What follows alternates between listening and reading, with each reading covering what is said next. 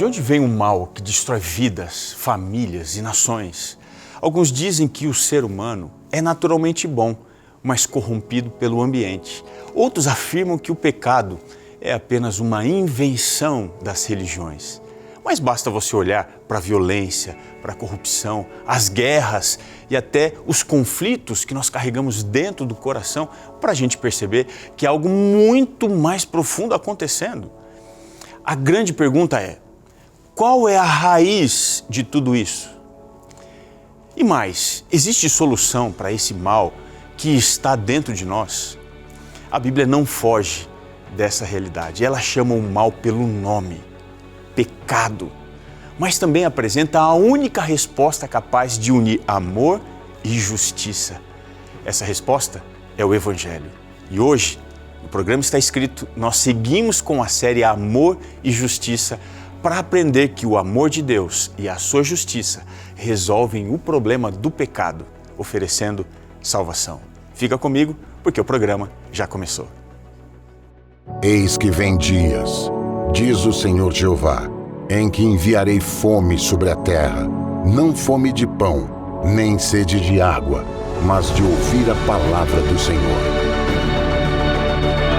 Jesus respondeu: está escrito, nem só de pão viverá o homem, mas de toda palavra que sai da boca de Deus.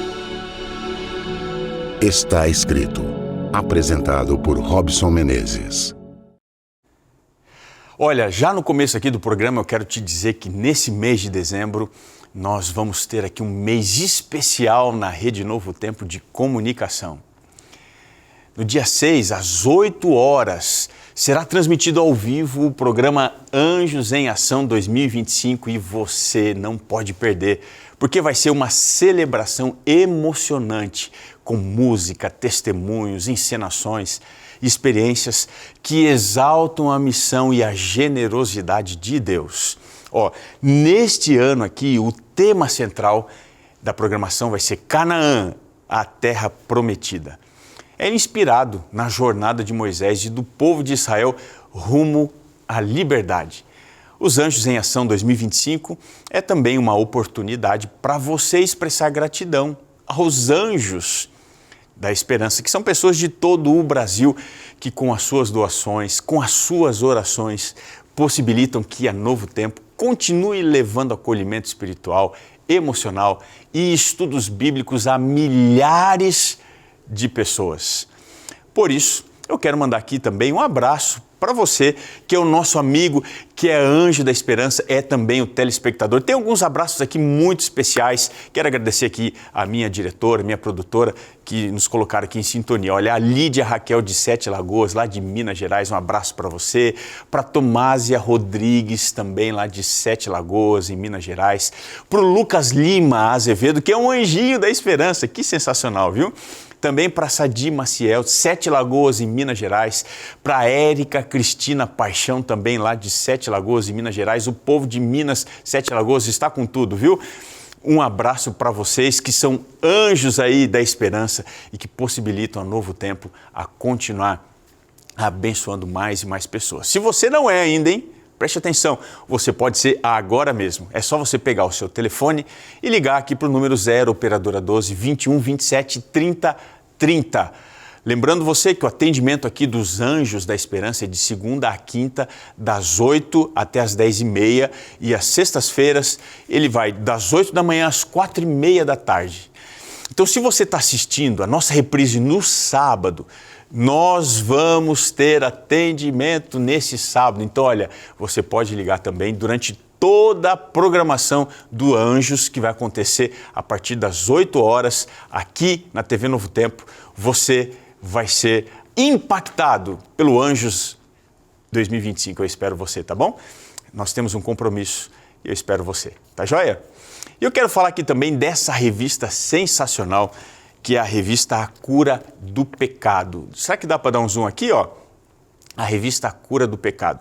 Essa revista está aqui nos ajudando muito nessa série Amor e Justiça. Ela está servindo aqui de guia para muitas perguntas que estão aparecendo. Então, se você Não tem ainda a revista A Cura do Pecado? Liga para a gente no telefone que está aparecendo aí, o 0 operadora 12 21 27 31 21. Você pode ligar e pedir, nós vamos enviar sem custo algum para você. Se você prefere o WhatsApp, é só você mandar uma mensagem para o número 12 98244 4449. E falando em revista, chegou o momento do quadro Responde aí, pastor. Mari, pode rodar a vinheta. Responde aí, pastor. Responde aí, pastor. Responde aí, pastor. Responde aí, pastor. Bom, vamos lá. Responde aí, pastor, o quadro. A pergunta de hoje está aqui na tela. A pergunta é grande, hein? Se Deus é todo-poderoso, por que Jesus precisou nascer como um bebê frágil e ainda sofrer como um ser humano? Ele não poderia simplesmente nos salvar lá do céu? Uau, hein? É ótima pergunta. A Bíblia mostra que a encarnação não foi um detalhe opcional, mas foi necessária para que o amor e a justiça se encontrassem plenamente em Cristo. Tem 4 razões, pelo menos, que a Bíblia nos apresenta para isso. A primeira tem a ver com o cumprimento das promessas que estavam associadas ao Messias e para deixar claro quem ele era. Veja, Deus não age de improviso. Ele prometeu e ele cumpriu de modo assim verificável na história. Tem 2 passagens que vão demonstrar isso aqui claramente. A primeira delas está lá em Miqueias, capítulo 5, verso 2. Diz assim, ó: E tu, Belém Efrata, pequena demais para figurar entre as milhares de Judá, de ti me sairá o que há de reinar em Israel, e cujas origens são desde os tempos antigos, desde os dias da eternidade. Esse é o primeiro texto, mas tem um segundo. Isaías 7, o verso 14, diz assim: Portanto, o Senhor mesmo vos dará um sinal. Eis que a virgem conceberá e dará à luz um filho e lhe chamará Emanuel. O nascimento virginal em Belém identifica plenamente Jesus como o Messias prometido, o Deus conosco. Sem essa encarnação, essas promessas elas não teriam se cumprido de modo assim histórico, objetivo. Agora, continuando aqui, tem um segundo ponto. Por que ele precisou nascer como um bebê? Para revelar o amor de Deus e para oferecer a salvação universal. Veja, a encarnação, ela é a demonstração máxima do amor divino. Olha só o que João 3, o verso 16 diz: Porque Deus amou o mundo de tal maneira que deu o seu Filho unigênito para que todo que nele crê não pereça, mas tenha a vida eterna. O Pai deu o Filho, não apenas palavras de longe, mas presença, entrega. Veja, o amor verdadeiro, ele vai assumir um custo real. E é por isso que ele precisou vir como um bebê. Agora, tem um outro ponto aqui que precisa ser lembrado, que é um terceiro ponto. Por que Jesus veio assim? Para ser o nosso representante, para ser o sumo sacerdote, para ser o nosso sacrifício. E tudo isso para nos salvar com justiça. Então Cristo ele precisou assumir a nossa humanidade, obedecer onde nós caímos e morrer por nós.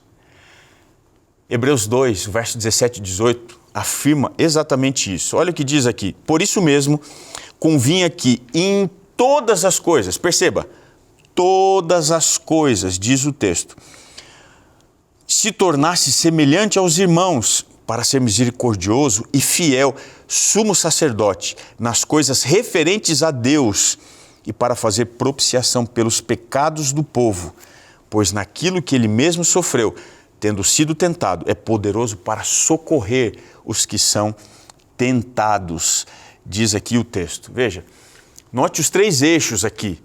Semelhante a nós. Ele entra aqui na nossa condição para nos representar.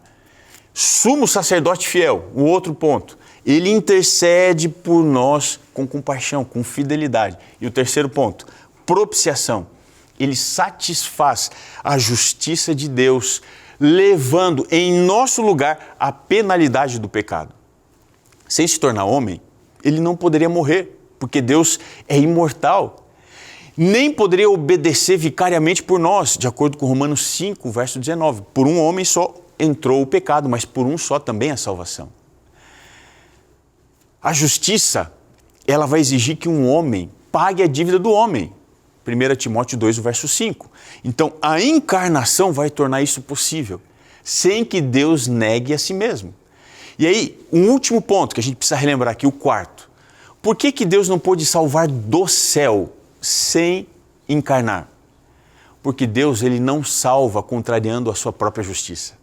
Ele não declara anistia moral sem pagamento. Isso aqui ia ser muito injusto.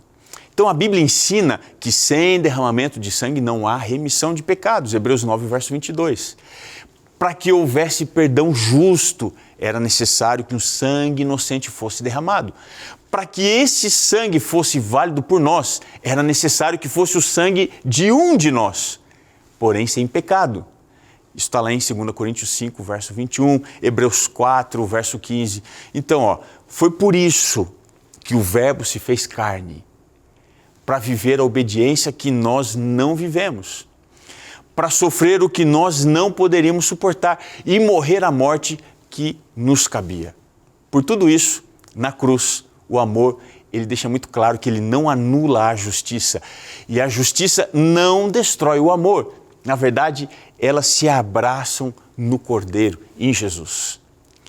Então, resumindo, Jesus nasceu, viveu, sofreu, morreu e ressuscitou em nossa natureza para cumprir as promessas, para revelar o amor, para representar a humanidade, para satisfazer a justiça e também para abrir um caminho de salvação.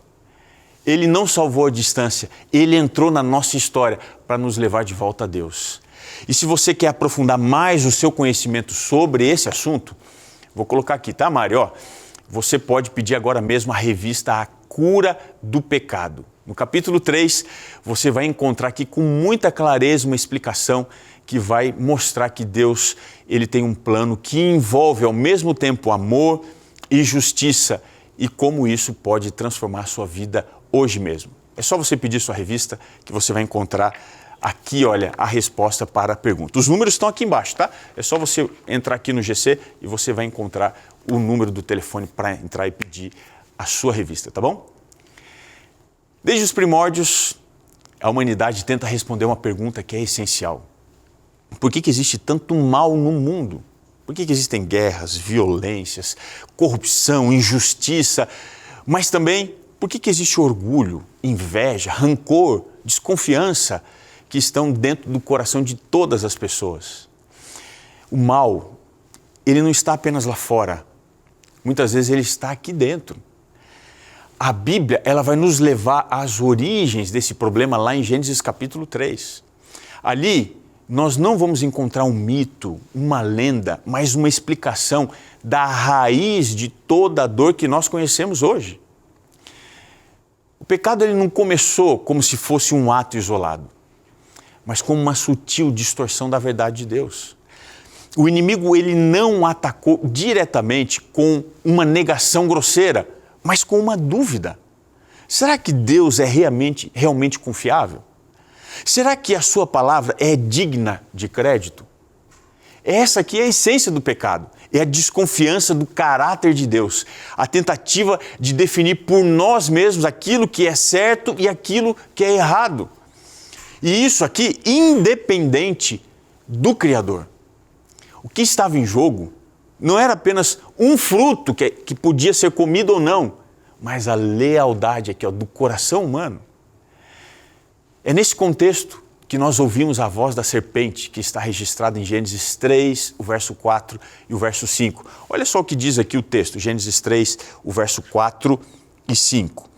Então a serpente disse à mulher: certamente não morrereis, porque Deus sabe que no dia em que dele comerdes, se vos abrirão os olhos e sereis como Deus, sabendo o bem e o mal. Esse é o ponto de partida aqui da nossa reflexão.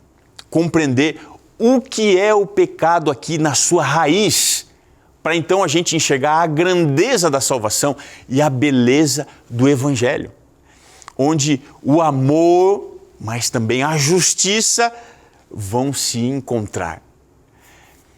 E para isso a gente precisa começar definindo o pecado. O que é o pecado? para a gente entender a salvação, antes precisamos compreender o que é o pecado. E aqui em Gênesis 3, nós encontramos essa definição de uma forma muito clara. O pecado, ele não começou no simples ato de você comer o fruto proibido. Ele começou antes. Ele começou no coração. Quando a serpente lançou a dúvida, é assim que Deus disse? Veja, a raiz do pecado sempre vai estar em duvidar da bondade, da palavra de Deus. É você desconfiar do caráter divino, é você imaginar que Ele está nos privando de alguma coisa boa. Então, quando Eva, depois Adão, escolheram comer do fruto, eles estavam fazendo algo muito maior do que um gesto de desobediência. Eles estavam dizendo que eles preferiam ser autônomos. Eles preferiam definir por si mesmos o que é certo e o que é errado, em vez de dependerem da vontade de Deus. Você consegue entender isso? Essa é a essência do pecado. É uma rebelião contra a autoridade de Deus. É a manifestação da autossuficiência humana. Por isso que Gênesis 3 vai nos mostrar ainda algumas características do pecado. Que características são essas? Primeira, ele é enganoso. Ele começa com meias verdades, distorcendo o que Deus disse. Ele é atraente. Veja, o fruto parecia ser agradável aos olhos, parecia ser desejável para dar entendimento, de acordo com Gênesis 3, o verso 6. Uma terceira característica, o pecado é contagioso. Eva foi contaminada e ela compartilhou com Adão. E agora ambos caíram, porque o pecado é contagioso. Mas ao mesmo tempo, logo vão aparecer as consequências. No caso de Gênesis 3, o que foi que aconteceu? Vergonha. Estavam nus. Medo, quando ouviram a voz de Deus. Separação. Você está entendendo? O texto vai dizer aqui, abriram-se, olha só que interessante, abriram-se os olhos de ambos e percebendo que estavam nus, coseram folhas de figueira. Olha só que coisa. Vergonha diante de si mesmos. Medo diante de Deus e ruptura dentro dos relacionamentos humanos. Pecado é mais do que transgressão da lei. É uma ruptura de confiança. É uma rebelião contra Deus. É viver como se você pudesse ser senhor da sua própria vida. É por isso que as consequências, elas são tão devastadoras. E aí agora a gente precisa entender quais são as consequências do pecado. O pecado nunca fica sem consequência. Não se esqueça disso. Não se esqueça disso. Em Gênesis 3, nós vamos ver que a escolha de Adão e Eva trouxe basicamente 3 marcas profundas sobre a humanidade. Que marcas são essas? Primeira, a maldição.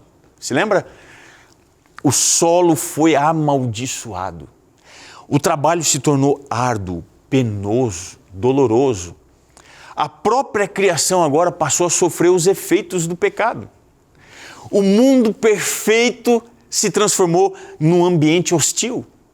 A harmonia se rompeu, a dor, o sofrimento, a desordem passaram agora a fazer parte da realidade humana. Mas tem uma segunda coisa. Houve uma separação de Deus. Quando eles ouviram a voz do Senhor, Adão e Eva, o que foi que eles fizeram? Eles se esconderam.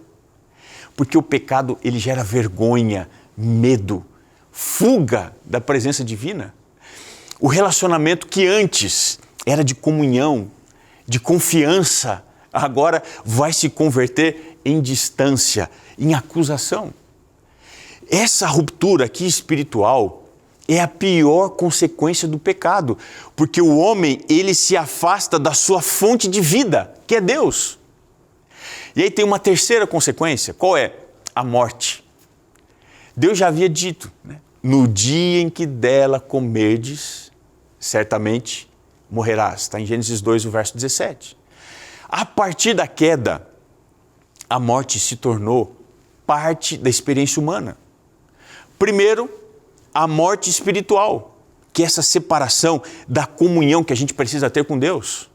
E depois vem a morte física, que é a realidade inevitável de todo ser humano desde então.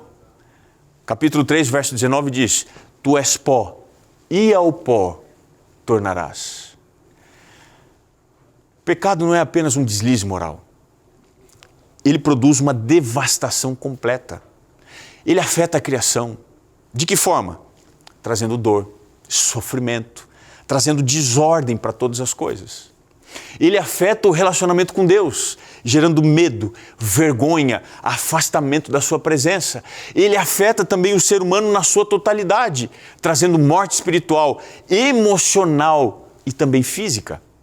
Por isso que Paulo vai dizer aqui em Romanos capítulo 6, o verso 23, algo que é muito forte. Ele diz assim: o salário do pecado é a morte. Essas consequências nos lembram que o pecado nunca é inofensivo. Preste atenção nisso. Ele não é inofensivo. Ele promete liberdade, mas ele entrega escravidão. Ele promete prazer, mas ele produz vazio. Ele promete vida, mas ele conduz à morte. Só quando a gente compreende a gravidade do pecado, nós podemos entender a profundidade da salvação que é oferecida em Cristo Jesus. E aí a gente precisa entender agora essa salvação que é oferecida para o pecador. Mesmo diante da rebelião humana, Deus não deixou Adão e Eva sem esperança. Olha só o que diz aqui em Gênesis capítulo 3, o verso 21. Qual foi a esperança para aquele casal? Diz assim o texto: fez o Senhor Deus vestimentas de peles para Adão e a sua mulher, e os vestiu. Esse detalhe aqui revela muito mais do que um ato de bondade. O casal antes havia tentado cobrir a nudez com as folhas de figueira. Só que essas folhas, elas simbolizam as nossas tentativas humanas de lidar com a nossa culpa. E como que a gente faz isso? Com boas obras, com moralismo, com justificativas. Agora, nada disso resolve o problema do pecado diante de Deus. Então, o próprio Senhor, Ele providencia uma roupa de peles. O que isso significa? Que um animal inocente precisou morrer para que Adão e Eva fossem vestidos, entre aspas, perdoados. E foi ali, pela primeira vez na história, que o sangue foi derramado para cobrir a vergonha do pecador. É a imagem aqui do cordeiro substituto, veja, alguém inocente morrendo no lugar do culpado. É esse gesto que serve como um prenúncio da cruz. Assim como Adão e Eva foram vestidos pela provisão de Deus, nós também hoje só podemos ser cobertos pela justiça de Cristo, o Cordeiro de Deus que tira o pecado do mundo. Então, em Cristo, o amor e a justiça se encontram. Por isso que Ele é o nosso perfeito Salvador. Então, toda vez que nós costuramos folhas de figueira para esconder os nossos erros, nós vamos permanecer nus diante de Deus. Porque somente o sangue de Cristo pode revestir de dignidade e devolver a comunhão com o Pai. E aí a gente se depara com o Evangelho do amor, a grande notícia da salvação. Logo após a queda, quando parecia que tudo estava perdido, Deus fez a primeira promessa do Evangelho. Olha só o que Ele diz aqui em Gênesis 3, o verso 15. E porém inimizade entre ti e a mulher, entre a tua descendência e o seu descendente. Este te ferirá a cabeça e tu lhe ferirás o calcanhar. Esse é chamado o proto-evangelho, é o primeiro evangelho, o protótipo, é o anúncio das boas novas. Da descendência da mulher viria aquele que esmagaria a cabeça da serpente. Então, desde o Éden, Deus já apontava para Cristo, o Cordeiro que venceria o mal. Muito tempo depois, séculos depois, o profeta Isaías descreveu esse mesmo Salvador e a imagem é linda demais. Isaías 53, o verso 5, diz assim, ó: o castigo que nos traz a paz estava sobre ele e pelas suas pisaduras nós fomos sarados, curados. O amor de Deus, ele não minimiza o pecado, mas ele oferece um substituto perfeito para pagar a nossa penalidade. No Novo Testamento, essa promessa se cumpre no Evangelho em João, capítulo 3, o verso 16, porque Deus amou o mundo de tal maneira que deu o seu Filho unigênito para que todo que nele crê não pereça, mas tenha vida eterna. Desde o Éden, Deus mostrou amor e justiça andando juntas, caminhando juntas. O pecado trouxe maldição, separação, morte, mas o amor providenciou um Redentor. A esperança da humanidade sempre esteve em Cristo, o Cordeiro prometido desde o princípio. Essa é a maior esperança para você. Hoje nós vimos que o pecado não é uma mancha superficial. Ele é uma ferida profunda que traz dor, separação e morte. Nós vimos também que diante da tragédia, o ser humano sempre tentou se esconder, inventar soluções, cobrir-se com folhas de figueira. Mas lembre-se, nada disso resolve o problema. Somente Deus pode oferecer uma saída real. Somente Ele pode providenciar um substituto, o Cordeiro inocente, que cobre a nossa vergonha, que nos devolve dignidade. O que estava perdido ganhou agora uma nova chance. O que parecia sem solução encontrou agora resposta no amor, na justiça que estão na cruz de Cristo. E agora vem a grande questão. Não é mais se Deus tem um plano, porque Ele já tem. A pergunta é, qual é a sua resposta? Você vai continuar tentando se salvar com seus próprios esforços? Ou você vai aceitar a salvação que já foi conquistada por Cristo? Você vai insistir, vai fugir, vai se esconder, vai se render àquele que entregou tudo por você? Então esse é o momento da decisão, não amanhã, hoje. O Cordeiro já foi entregue, a graça já foi oferecida, a justiça já foi satisfeita. O que falta é a sua resposta. Talvez você pense, eu falhei demais, eu não mereço. Mas é exatamente isso que a graça faz. Porque ela não precisa que você mereça, você só precisa aceitar. Talvez você diga, eu já tentei mudar, eu não consegui. Bom, é verdade. Você nunca vai conseguir sozinho, mas aquele que venceu o pecado é quem pode transformar a sua vida de dentro para fora. Somente Cristo pode fazer isso. E hoje é o dia de você parar de costurar folhas que não cobrem nada e se vestir de uma nova vida que Deus já preparou para você.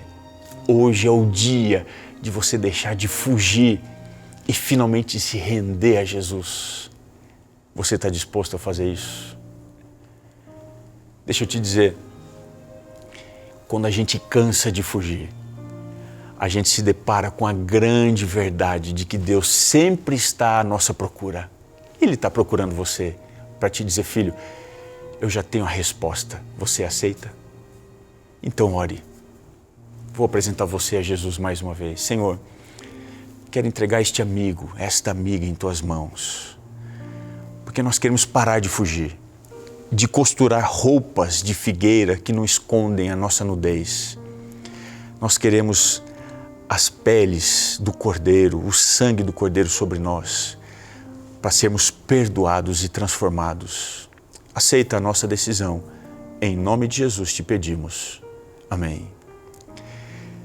O programa está terminando, mas eu queria te lembrar que está escrito: nem só de pão viverá o homem, mas de toda a palavra que procede da boca de Deus. Um grande abraço e até o nosso próximo encontro aqui no seu programa Está Escrito.